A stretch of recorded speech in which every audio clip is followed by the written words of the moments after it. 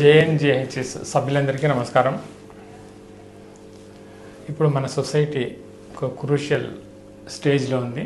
TM JNJ పేట్ బషీరాబాద్ నిజాంబేద్ స్థలాలను దక్కించుకునేందుకు ప్రభుత్వాన్ని మనం విన్నవించి 2 స్థలాలు సాధించుకునేందుకు ప్రయత్నం చేస్తుంది.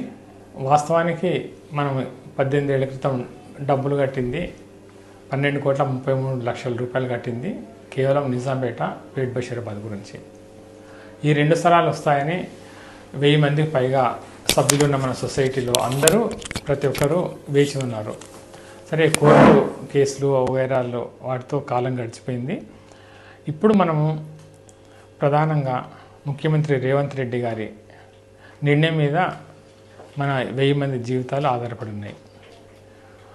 ప్రభుత్వం తరఫున ముఖ్యమంత్రి గారు కానీ, డిప్యూటీ సీఎం బట్టి విక్రమార్క గారు కానీ, రెవెన్యూ మినిస్టర్ కానీ చాలాసార్లు ఏం చెప్పారంటే, లీగల్గా ప్రాబ్లమ్స్ లేకుండా మీకు స్థలాలు రావాలనేది మా ఉద్దేశం, ఇస్తామని చెప్తున్నారు. లీగల్గా ప్రాబ్లం లేకుండా ఒక ఒపీనియన్ తీసుకున్నామని చెప్పారు. ఆ ఒపీనియన్ కూడా మనం ప్రభుత్వానికి, ముఖ్యమంత్రి గారికి, రెవెన్యూ మంత్రి గారికి, డిప్యూటీ సీఎం గారికి అందజేశాం. ఇప్పుడు ఆ విషయం ప్రభుత్వ పరిశీలన ఉంది. కొంతమంది ఉద్దేశపూర్వకంగా నిజాంపేట పేట్ బషీరాబాద్ కాకుండా 4th సిటీకి వెళదామని అంటున్నారు. అది సరైన పద్ధతి కాదు. ఎందుకంటే మనం డబ్బు కట్టింది పేట్ బషీరాబాద్ నిజాంపేట స్థలాలకు సంబంధించి. అది మనకు హక్కు ఉంది. ఆ రెండింటి మీద మనకు హక్కు ఉంది. ఉదాహరణ చెప్పాలంటే ఇప్పుడు నిజాంపేట మన అధీనంలో ఉంది. పేట్ బషీరాబాద్కి సంబంధించి 1-2 విషయాలు చెప్తాను. అక్కడ రోడ్డు వేయాలని, హెచ్ఎండిఏ వాళ్ళు రోడ్డు వేయాలని హెచ్ఎండిఏ కమిషన్ కూడా అధికారికంగా లెటర్స్ జారీ చేసిన తర్వాత మనం ఆపించగలిగినాం. మనం జేఎన్జే తరఫున కమిషనర్ వద్దకు వెళ్ళి ఆపించగలిగినాం. రెండవది ఏంటంటే, దాని ప్రొటెక్షన్ గురించి హైడ్రా దగ్గరకు వెళ్ళి ఫెన్సింగ్ కూడా చేయించగలిగినాం. అంటే ఇండైరెక్ట్గా 2 స్థలాలు మన అధీనంలో ఉన్నాయని చెప్పుకోగలిగినాం. మనం చుట్టుపక్కల ఉన్న వాళ్ళకు కూడా ఇదే విషయాన్ని స్పష్టం చేయగలిగినాం మనం. ఇప్పుడు మనం ఈ 2 స్థలాల కోసం పోరాటం చేద్దాం.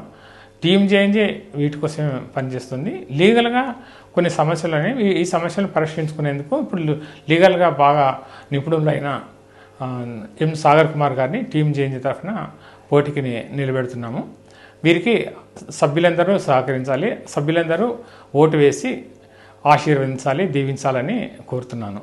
భారీ మెజారిటీతో సాగర్ కుమార్ గారిని గెలిపించాలని మరీ వినవించుకుంటున్నాను. మార్చ్ 1న జరిగే పోలింగ్లో సభ్యులందరూ తప్పనిసరిగా హాజరు కావాలి.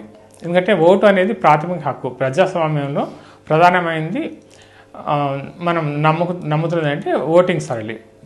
ప్రతి మన డెమోక్రసీ కావాలని మనం కూడా పోరాటం చేసినాం. జేఎన్జేలో డెమోక్రసీ లేదని గత 5-6 సంవత్సరాల నుంచి మనం పోరాటం చేసినాం. ఎన్నికలు తెచ్చుకున్నాం. ఎన్నికలు జరుగుతున్నాయి. ఈ ఎన్నికల్లో మనము సరైన అభ్యర్థిని గెలిపించుకుంటే స్థలాలు తప్పనిసరిగా వస్తాయి. ఇప్పుడున్న పరిస్థితుల్లో సాగర్ గారి సేవలు చాలా అవసరం ఉంది. అందుకని ప్రతి సభ్యుడు ఆత్మ పరిశీలన చేసుకోవాలి, ఆత్మసాక్షిగా ఓటు వేయాలని, సాగర్ గారికి తప్పనిసరిగా ఓటు వేయాలని, భారీ మెజారిటీతో వారిని గెలిపించాలని కోరుతూ, ఒకసారి అవకాశం టీమ్ జేఎన్జేకి ఒకసారి అవకాశం ఇవ్వాలని కోరుతున్నాను. 3 నెలల నుంచి 6 నెలల్లోగా సత్ఫలితాలు చూపిస్తాం. తప్పనిసరిగా సత్ఫలితాలు చూపిస్తాం. రివ్యూ చేస్తాం. ప్రతి నెల రివ్యూ చేస్తాం. ఏం జరుగుతుందో సభ్యులందరికీ తెలియజేస్తాం. ఇంతవరకు మనకు ఏం జరుగుతుందో ఎవరు చెప్పేవాళ్ళు లేరు. గతంలో ఉన్న ఫ్రెండ్స్ ప్యానెల్ వాళ్ళు ఎవరు ఏం జరుగుతుందో ఏమీ చెప్పలేదు. ఇప్పటి నుంచి సాగర్ గారు విజయం సాధించిన తర్వాత బీఓడి సమావేశాలను కూడా సక్రమంగా నిర్వహిస్తాము. తర్వాత రిజల్ట్ మీరు 2 స్థలాలు మనం సాధించుకునే విషయంలో డే 1 నుంచి పనిచేస్తాం మేము అందరం. తర్వాత ఇప్పుడు ఎన్నిక తర్వాత కొన్ని సబ్ కమిటీలను, కొన్ని కమిటీలను కూడా వేసి మనం పనులను వేగంగా జరిగేలా మనం నిర్ణయం తీసుకుందాం. అందుకని సభ్యులు సహకరించాలని మరీ కోరుతున్నాను. తప్పనిసరిగా సాగర్ కుమార్ గారికి మీ అందరూ ఓటు వేసి వారిని దీవించి టీమ్ జేఎన్జే మేనేజ్ కమిటీలోకి వచ్చే విధంగా ఆశీర్వదించాలని కోరుతున్నాను.